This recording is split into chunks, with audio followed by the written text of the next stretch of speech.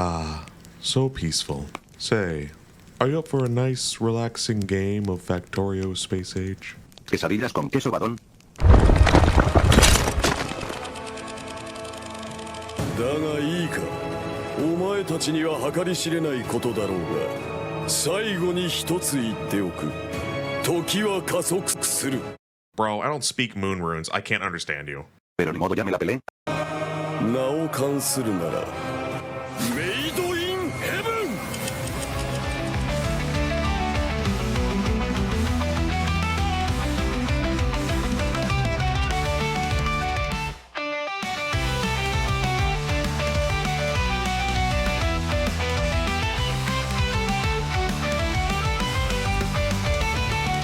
Can't beat factory game if all fast. Rules. Free play. No scenario. Game difficulty set to death world. Keep all of the world generation settings on default. Only quality of life plus the speed up mod enabled. Set game at 25 times speed and it cannot be changed at any point during the run. Not allowed to import any blueprints from non-sped up games. Game start this.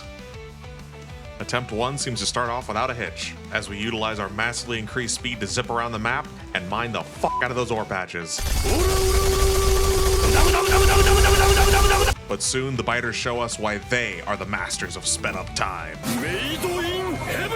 The biters are able to move so fast that they can kill you within one frame of seeing you, rendering any attempt at combating them ourselves completely impossible. So personal protection and weapons will have no use throughout the remainder of the run. Another fun part about playing at 25 times speed is that in multiplayer games, you also desync at 25 times speed.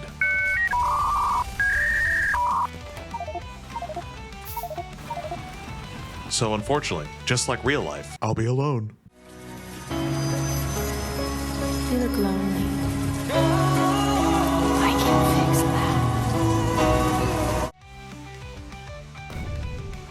Attempt 2 begins, and we immediately get to work establishing a burner miner setup. But unfortunately, in this seed, the biters have already set up shop on the starting iron ore patch. Since it is one singular biter nest, I attempt to charge into the nest, holding spacebar to fire my pistol, but this doesn't yield any results, so we are forced to abandon the seed. Before starting attempt number 3, we make sure to find a seed that doesn't have biters infesting our starting resources. Eventually, we land on this seed that has nice clear resource patches, and we hop in. One of the additional challenges this run imposes that differentiates it from a speed run is the movement. It is now much more difficult to accurately place the engineer, with even the quickest tap on the controls sending the engineer flying across the screen like a Twitch streamer running from a job application. This is a problem since we are battling against the clock. The moment the biters send an assault party, we are dead. Our only chance of surviving is by getting up automated defenses around our entire base. Every second we fiddle around trying to walk straight brings us one step closer to Baby in a Pitbull Daycare Simulator 2015. But with the additional time granted by the nearby trees, helping to absorb our pollution, we are able to get the electricity set up fast, and importantly, the boiler being fed automatically, since it would be going down every 10 to 30 seconds in real time if we committed to hand feeding a coal ourselves. After we get our research labs down, we finally utilize our secret weapon for the run. By utilizing the research screen, time pauses in the overworld. While we can't change the game state in any meaningful way from this screen, it gives us a second to plan our next moves as well as take a breather. But most importantly, we get a somewhat obstructed view of the overworld, which enables us to analyze the situation without wasting precious time. I won't show this screen very often since the lack of stimulation from looking at an unmoving menu without Family Guy or Subway Surfers in either corner of the screen will no doubt fry your zoomy mind. Just keep in mind I'll be using this technique a lot in the run. Our first step is to fully automate the base's defenses. This means mined resources automatically flowing from miners to furnaces, into assembly machines crafting ammo, which in turn are being fed into pre-installed auto turrets surrounding the base from all sides. During this setup process, the biters strike first, sending a small force to our base and quickly wreaking havoc. We're able to dispatch them with our pistol while they were distracted eating our base, but this is a bad omen that we aren't moving fast enough. Having to stop our progress to repair biter damage only makes our situation worse and quickly causes a death spiral as we constantly lose ground to biter attacks. As a last-ditch Hail Mary, we attempt to destroy the attacking biter bases by turret creeping up to them. But by this time, there are armored medium biters at play, which prove too tough for our turrets to kill in time before they themselves are destroyed. Attempt 3 dies to a player skill issue and being too close to a nearby biter base.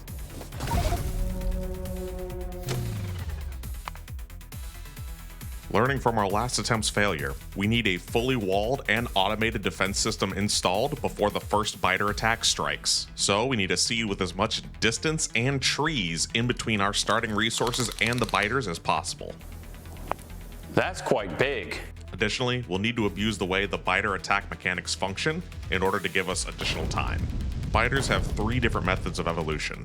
First, destroying biter bases, which will be irrelevant this run since we aren't able to defeat biter bases anyway. Number 2, time. Normally, time is the least impactful to biter evolution, but in this run, this will be our number 1 contributing factor to powering up the biters. However, it won't cause the biters to go on the offensive against us. That is solely determined by number 3, pollution. The way it works is that biter bases are degenerates who love stinky feet, and the engineer's feet are very stinky from running around building a factory and never taking off his sweaty shoes. The biter bases deeply and passionately inhale these size 19 metal croc fumes and use them to reproduce half biter, half engineer offspring who, in an attempt to not become OnlyFans models, sprint towards the nearest father figure, desperately hungry for his attention. They attempt to impress this engineer by helping him build the factory, but just like real daughters on OnlyFans, they have no talents with the sole exception of jerking up and down motions and inadvertently destroy your base. Now, I have no doubt that through my 100% factual and lore accurate breakdown of biter pollution mechanics, you now have a complete understanding of my plan, since it has been beamed directly into your frontal lobe through autist to autist telepathy. But for the troglodytes watching, who are incapable of rotating an apple in their mind, I will now explain. By 25 minutes, when medium biters spawn, we need to have fully automated base defenses. When big biters begin to spawn, we need to have either flamethrowers up or some seriously heavy-duty armor-piercing ammunition production. Once the big biters and spitters start to really swarm, we need to have robots up and automatically repairing our base. And finally, we have to get off the planet before the resource patches that we've captured up to this point fully drain. While we can, in theory, utilize bots to attack biter bases and clear them off of resource patches, this would be extremely costly to our base.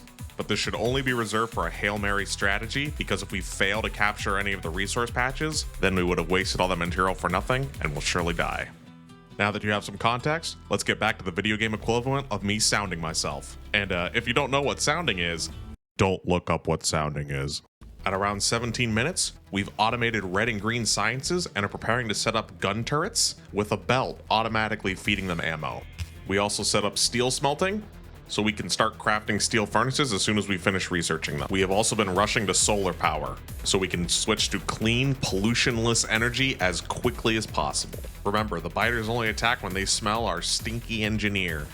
Every extra drop of Febreze we spray on those hush puppies buys us a little bit more time to set up our base. But for now, the trees are soaking up our pollution before it's reaching the filthy feet fetishists. We also set up wall crafting automation, so we can fortify our defenses as soon as possible. Since the plan is to turtle up and make it to space with the resources we have, we need to make sure we claim a wide area as our territory early on, so that the biter expansions don't box us in with too little room to work with. As soon as we gain the ability to research oil processing, we immediately head on an expedition to ensure that the nearest oil patch remains democratic, since placing structures actually deters biters from expanding into the vicinity. But after finishing that, the next checkup on our pollution shows that we are about to start attracting VTuber fans, so we need to finish the defenses immediately. This is exemplified by our first biter attacks, which is luckily just a scout party of a few biters, but it shows we are no longer safe to continue tech grinding. Unfortunately, in our rush to complete the wall, we get too close to the southeast biter base and get f***ing jumped. Nobody gave me the faith of a one-on-one, nigga. Nobody gave me the respect of a one-on-one. So we have to resign to leave that corpse to rot and ensure we get the wall completed before the next biter attack. Just f***ing kidding. We instead rush over again like an idiot, try to get our stuff back and allow the biters to systematically destroy a bunch of our turrets before they're finally killed. But eventually we realize it's pointless and do that thing I said after repairing all the damage. as well as upgrading the ammo automation to armor piercing.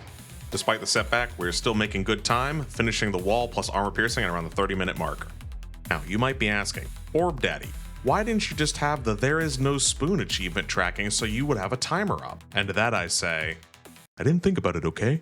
You're being real judgmental right now. One more outburst like that and I might not give you a kiss at the end of the video, young man. Next, we handcraft the military science we need to research flamethrowers and set up their automated assembly. And once we have enough ready, we head out to finalize our claim on the oil fields of the Saudi Prince Biter, which we will surely not become entirely dependent on to the point of self-destruction. We make sure to reinforce it as much as we can, so that in case we're cut off, we can still receive vital oil for as long as possible. We even set up multiple oil lines in case one of them gets cut. When we return to base, we connect our oil pipeline and set up the most powerful defensive weapons in the game, the flamethrower defensive wall. This is a huge milestone and allows us to focus entirely on progressing our tech level, as well as turn our base into a real starter base, with oil processing, a mall, a full solar array, blue science, fully utilized resource patches, and most importantly, bot production with a full RoboPort network. With the flamethrowers fully online, they kill the biter hordes so quickly that we are only required to stop for wall repairs every once in a while, allowing our base to grow exponentially over the course of the next couple hours, with the only downside being I'm more likely to accidentally stop on a belt and be abducted to the opposite side of my base. In a normal playthrough, reaching this level of tech essentially makes you all but invincible to the biter menace, but we are not quite out of the woods yet. We still have one more objective to go before we can officially kiss Novice goodbye. After several hours, our resource patches are dying. And after some math, I determined that we don't have enough resources left to get to Vulcanus, since we still need to build a space science platform to even unlock the route. So we invest in productivity modules to give our resources one last boost as we plan to do the impossible. Take back land from 25 times speed biters. This last-ditch Hail Mary play is further complicated since by this point, behemoth biters and worms have started spawning. In order to progress, we need to destroy these biter bases and fully secure the ore patches before we run out of supplies. To do this, we created some blueprints that are tileable and automatically connect together. Since our bots are also affected by the sped up time, they will be able to construct offensive structures fast enough to destroy the biter bases while also repairing any damage taken by biter counterattacks. But we will still need to move fast, since every second we engage in combat with the biters, we will be losing turrets, walls, and most crucially, bots. Since if our number of bots drops too low, they will no longer be capable of building structures fast enough to outpace the biter assaults. So, without further ado, let the battle begin.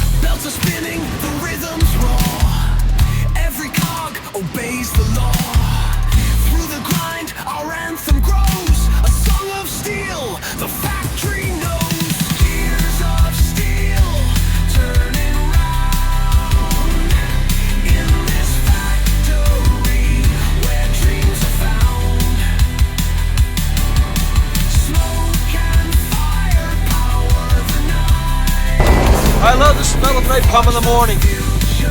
like victory.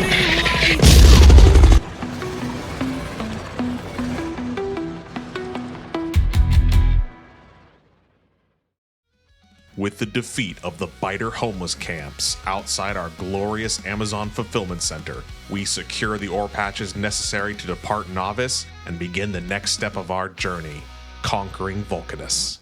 Except, Biters have one last trick up their filthy bug sleeves. During the course of the battle, a rogue Biter severed the power connection to our oil field, causing the flow of oil to our base to cease completely, leaving us only one option: to once again battle our way through Biter infestations to repair the power line.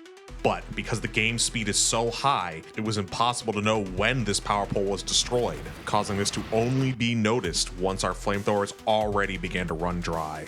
The only hope we have is to enlist the last of our construction bots to spam building electric poles by the power line break, and pray that they are able to reconnect the outpost before our base is completely consumed by Biter hordes. And with just 15 shell-shocked bot survivors returning to our roboports, they succeeded in making one single power connection to the oil fields. And then you got your oil back and were able to beat the challenge, White Dada? That's right, little Orblet. All of our oil returned, and we were able to easily defeat the rest of the challenge. Oh. The oil did not return. Having no idea what the issue was, I attempt to sprint to the oil fields myself, but are unable to make the journey. Soon, the base's flamethrowers run completely dry, and the Biters dismantle the base piece by piece. After the crushing loss, I install a God Mode mod to fly over to the oil outpost, and I discover that the backup pipeline I had built previously, I had misplaced it by 2 spaces, leaving it unconnected. At some point, the Biters had destroyed the primary connection, meaning that I had already lost several hours prior. I just never realized it. まんまと騙されたよ。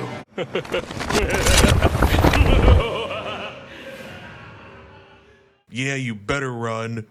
Ow. Man, I hate when my HOA visits. Well, anyway, let me answer some questions you're gonna have down in the comments.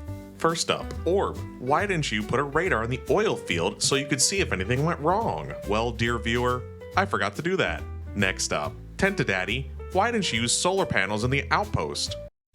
I forgot, okay? Lastly, Lord Orb-sama, why didn't you... I forgot. So a lot of mistakes were made, and this challenge is certainly doable. That's why I want to stream this fast-paced run on Twitch and YouTube. I have never streamed before or even owned a Twitch account because I am a boomer. We got a boomer. So I'm sure the stream will be absolute mental torture for all of us involved. Join me at www.twitch.tv/orbameet on Sunday, September 14th at noon Eastern Standard for attempt 6 through whenever we win. I hope you'll join me and be part of yet another horrific disaster in early September. Bye. Iron wheels grind and sparks will fly. Steel and smoke rise to pierce the sky.